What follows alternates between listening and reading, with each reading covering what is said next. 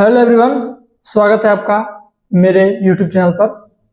आज की क्लास में हम प्रकाश के परावर्तन और अपवर्तन के बचे हुए कुछ चीज़ों को देखेंगे। पिछले चैप्टर में या फिर पिछले वीडियो में हमने अपवर्तन, परावर्तन, अपवर्तन के नियम, परावर्तन के नियम और कुछ दर्पण के कुछ मुख्य भाग पे चर्चा कर ली थी। आज हम देखेंगे कि दर्पण में परावर्तन, जब किरण आती है तो किस प्रकार से परावर्तन होता है। उसके बाद लेंस और लेंस के मुख्य भाग, लेंस में किस प्रकार से परावर्तन अपवर्तन होता है, परावर्तन होता नहीं, लेंस में किस प्रकार से अपवर्तन होता है, उसके बारे में चर्चा करेंगे। तो हम देखते हैं कि दर्पण में परावर्तन किस प्रकार से होता है। तो पहले देखते हैं दर्पण। दर्पण हम पहले देख लेते हैं उत्तल दर्पण, एक अवतल दर्पण। ये तो हो गया अवतल दर्पण।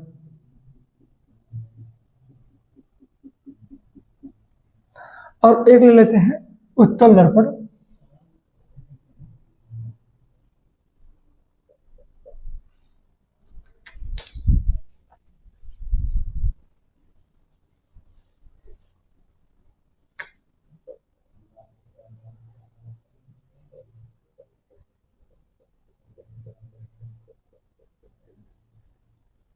इस चीज को थोड़ा ध्यान देखते हैं ना। अब ये हमारा हो गया मुख्य अक्ष, ये आपको पता है। इसी तरह से इसमें भी होगा मुख्य अक्ष, ठीक है। अब अगर मुख्य अक्ष हो गया तो यहाँ होगी हमारी फोकस दूरी और यहाँ होगा हमारा केंद्र, वक्रता केंद्र। इसे इसकी भी फोकस दूरी कहीं भी होगी और यहाँ पर होगा केंद्र। पहली कंडीशन क्या है? पहली कंडीशन ये है कि जब प्रकाश की किरण मुख्य अक्ष के समांतर आए तो क्या होता है। और देखो, इसका प्रयोग हम कब करेंगे? जब दर्पण में प्रतिबिंब बनाएंगे तब करेंगे। इसीलिए पहले जान लो कि जब प्रकाश की किरण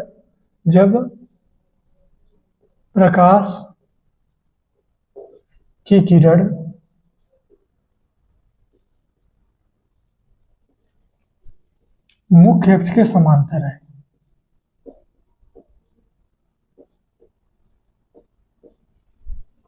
ये दोनों दर्पण के लिए है के समांतर आए। जब प्रकाश की किरण मुख्य अक्ष के समांतर आए तो क्या होता है? प्रकाश की किरण के साथ परावर्तन किस प्रकार से होता है, इसे हम देखेंगे।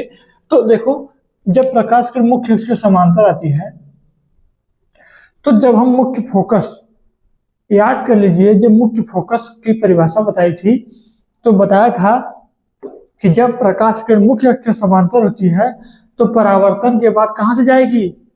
परावर्तन के बाद मुख्य फोकस से होके गुजरेगी। हमारा ये हो जाएगा मुख्य फोकस। जहां से गुजरेगी वो क्या हो जाएगा? मुख्य फोकस। तो क्या लिखेंगे? जब प्रकाश की किरण मुख्य अक्ष के समांतर आए तो परावर्तन के बाद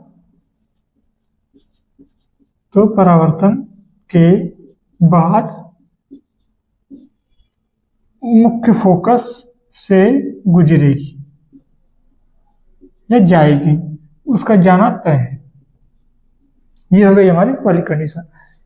जब प्रकाश की किरण मुख्य अक्ष के समांतर आए तो परावर्तन के बाद मुख्य फोकस से होके जाएगी। और यही अगर उत्तल दर्पण रहा तो उत्तल दर्पण में थोड़ा सा डिफरेंट होता। देखो, ये प्रकाश की किरण हमारे मुख्य अक्ष के समांतर आई, ठीक है। उत्तल दर्पण में हमें ऐसा प्रतीत होता है कि वो मुख्य फोकस से होके गुजर रही है, क्योंकि इसके बाद रिफ्लेक्शन होगा तो ये क्या हो जाएगा? ये प्रकाश की किरण तो बाहर चली गई, लेकिन ऐसा प्रतीत होता है इधर से कि ये यहां से होके आ रही है। कहां से? मुख्य फोकस से। ऐसा लगता है कि मुख्य फोकस से होके आ रही है, ये आएगी और ये इसी मुख्य फोकस जो हमारा होगा उसी से होके गुजरती हुई उसी लाइन में सीधे जाएगी। तो इसमें प्रतीत होता है और इसमें वास्तव में जाती है। ये हमारा हो गया मुख्य अक्ष के जब प्रकाश किरण समांतर होती है। अब इसमें हम देखेंगे जब मुख्य अक्ष नहीं, अब दूसरी कंडीशन आएगी। हम इसे मिटा रहे हैं, फिर से बनाएंगे चित्र, ठीक है।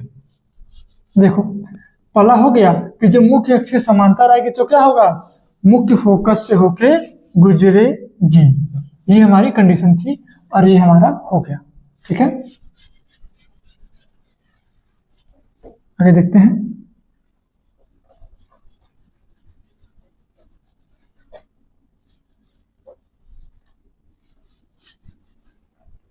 अब दूसरी कंडीशन हम क्या बनाएंगे, जब प्रकाश की किरण, पहला हमें बनाया था कि जब प्रकाश की किरण मुख्य अक्ष के समांतर आए तो प्रकाश की किरण मुख्य फोकस से होके गुजरेगी, परावर्तन के बाद मुख्य फोकस से होके जाएगी। दूसरी कंडीशन हमारी क्या आएगी, जब प्रकाश की किरण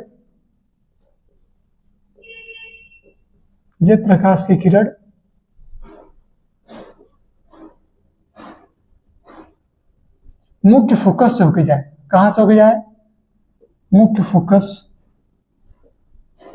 से जाए तो क्या होगा, क्या, अगर हम एक प्रकाश किरण ले लें, इसको यहां से गुजार दें,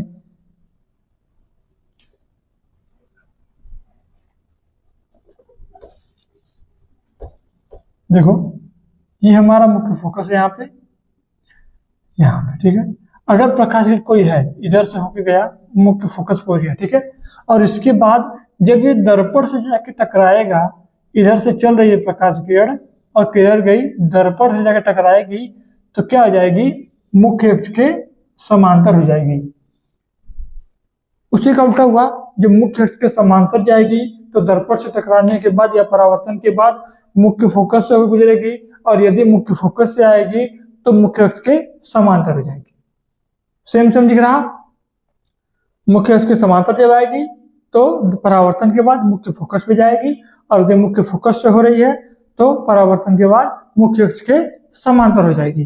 तो क्या हुआ, जब प्रकाश की किरण मुख्य फोकस से जाए तो क्या होगा, परावर्तन के बाद क्या होगा, परावर्तन के बाद मुख्य अक्ष के समांतर हो जाएगी, मुख्य अक्ष के समांतर हो जाएगी, मुख्य अक्ष के समांतर हो जाएगी। कितना अच्छा है, और ये इसी प्रकार से हमारा हो गया, आसान है। इसमें देखो, जब प्रकाश की किरण, अब मुख्य फोकस इसका अंदर है, भीतर भाग में है, तो प्रकाश किरण तो ऐसा है नहीं कि यहां से चलेगी, क्योंकि यह तो कलई किया हुआ है। तो कैसा होगा, अगर इस तरह से कोई प्रकाश किरण आए जो ऐसा लगे कि मुख्य फोकस पे ही जा रही हो, मुख्य फोकस पे जा रही हो, तो इस किरण के साथ क्या होगा, वो जब उसका जब परावर्तन होगा तो कहाँ जाएगी, मुख्य अक्ष के समांतर चली जाएगी, क्योंकि ये उत्तल दर्पण है। उत्तल दर्पण का थोड़ा समझना प्रॉब्लम होती है, क्योंकि उसका मुख्य फोकस अंदर होता है, हमें बस ऐसा मिलाना होता है कि हाँ ये मुख्य फोकस के सीधे में किरण आ रही थी, इसलिए इसका परावर्तन हुआ, तो ये कहाँ चली गई, मुख्य फोकस के, मुख्य अक्ष के समांतर चली गई। अब तीसरा और लास्ट टॉपिक देखेंगे, क्या होता है तीसरा लास्ट टॉपिक में, क्या है, तीन ही प्रकार से प्रकाश किरण डालेंगे और उसी से हम पूरा परावर्तन करा लेंगे। ठीक है, हम मिटाते हैं, समझ में आ गया। जब प्रकाश किरण मुख्य अक्ष के समांतर आएगी तो परावर्तन मुख्य फोकस से जाएगी, यदि मुख्य फोकस से आएगी तो मुख्य अक्ष के समांतर हो जाएगी। और तीसरा टॉपिक है, जब प्रकाश की किरण वक्रता केंद्र से आए। ठीक है,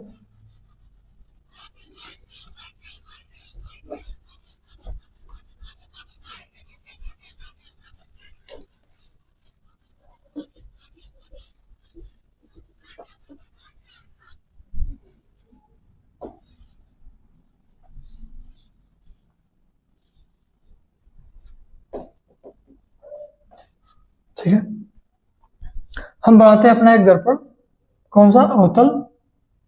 ठीक है, अवतल, तो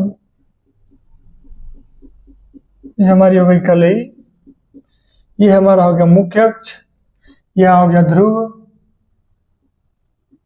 यहाँ हो गया VF, मुख्य फोकस यहाँ बना लो क्योंकि दर्पण बड़ा हो गया है। यहाँ हो गया वक्रता केंद्र, हमेशा फोकस दूरी का दोगुना वक्रता केंद्र होता है, इसका हमें विशेष ध्यान देना है। अब क्या होगा, अब चलेगी प्रकाश की किरण, और लिखेंगे जब प्रकाश की किरण कहां से जाए,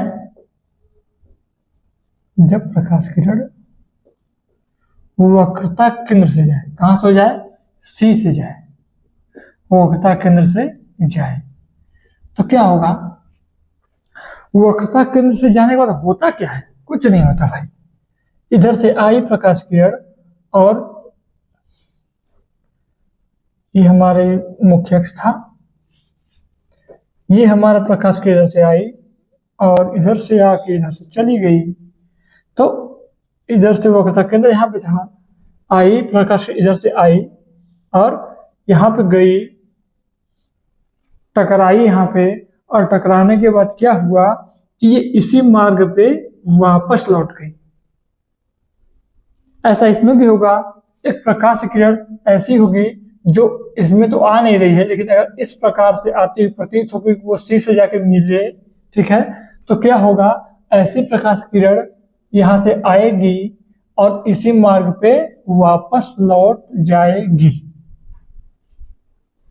ये हमारा क्या हुआ, इस प्रकार से तीन कंडीशन बनी कि जब प्रकाश किरण वक्रता केंद्र से होकर जाएगी तो परावर्तन के बाद उसी मार्ग पे वापस लौट जाएगी।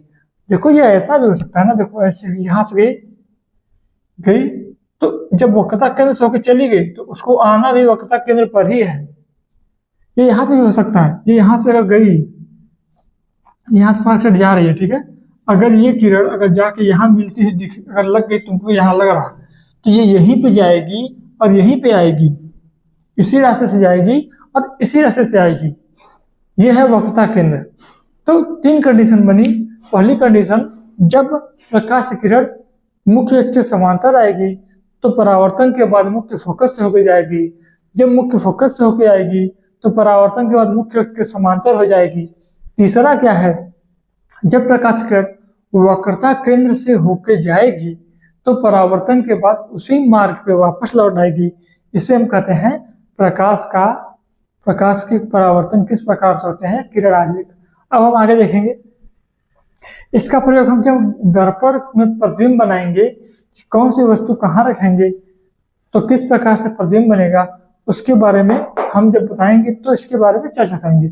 यही इन्हीं तीन किरणों के आधार पर हम प्रतिबिंब बनाएंगे, किस प्रकार का प्रतिबिंब, छोटा बड़ा या किस प्रकार का बन रहा है, उल्टा सीधा, यही बनाएंगे, यही किरणें निर्धारित करेंगी कि कैसा बन रहा है। ठीक है, तो इसे मिटाते हैं हम।